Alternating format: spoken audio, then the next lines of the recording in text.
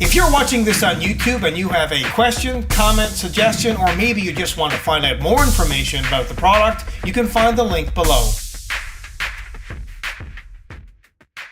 Hello again, I'm Rodney Reynolds from TheGameMan.com and welcome to another video review. Today I'm looking at the Cooler Master Elite 110 case. It comes in this plain looking box that has features and specifications and a picture of the product on the front. Now let me open it up and let's see what's inside. It's packaged well between two pieces of styrofoam and the case itself is in a plastic bag. Now this is a cube style Landbox home theater PC small form factor case. It is pretty tiny, measuring in at 280 by 260 by 208 millimeters and weighs in at only 2.7 kilograms.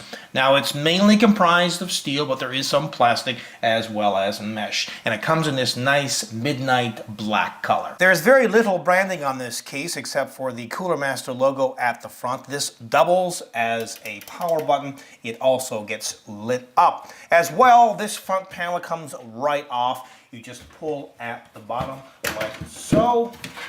And as you can see here, they have included a 120 millimeter intake fan. And of course, you could swap this out if you wanted to for a radiator. Another option here is to install a 140 millimeter optional fan. They include a dust filter at the front, but unfortunately, it is not easily removed. You can take it off, but you'll need to remove the mesh on the front, and that's quite a chore, and then take the dust filter off. But for all intents and purposes, just to clean this, you do what I've done here, just pop the front panel off, clean it out, and then pop it back on. There's also cable management holes to route cables and or tubes through, as well as these punch outs so you can attach the cables. At the top there's ventilation, and actually this is for the power supply's intake fan. They also include a removable dust filter. On the right side there's lots of ventilation, and on the left side there's ventilation, plus you can install up to 2 optional 80 millimeter fans. Also on the left are 2 USB 3 ports, the microphone jack, headphone jack, hard drive activity LED,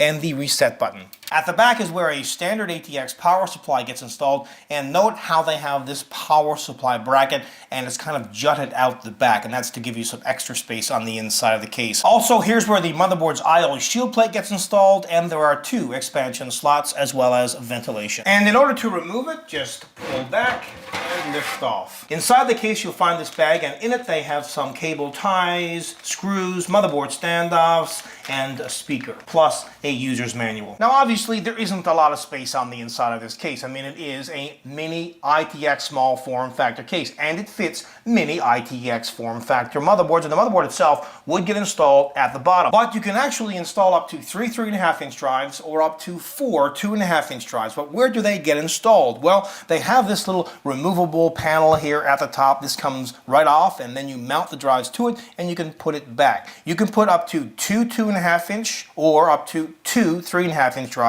on this, and up to 1 3.5 inch or up to 2 2.5 inch drives on this side. And remember, alternatively, you could put up to 2 optional 80 millimeter fans here. Now you can fit video cards that are up to 210 millimeters in length, CPU coolers that are up to 76 millimeters in height, and power supplies, well, it varies between 142 to 180 millimeters. And that's because sometimes at the end of the power supply, some power supplies, they do a better job and you don't have items sticking out, the leads sticking out as much as some other ones. It also depends on the cable management job that you have inside of the case, if you have other things in the way. At the bottom they have 4 very small plastic feet, and notice all of these punch outs, these protrude up inside of the case so you can attach cables and organize them very neatly all the way around the motherboard. This is a great looking feature-rich small form factor case. I mean, if you need something that is of this size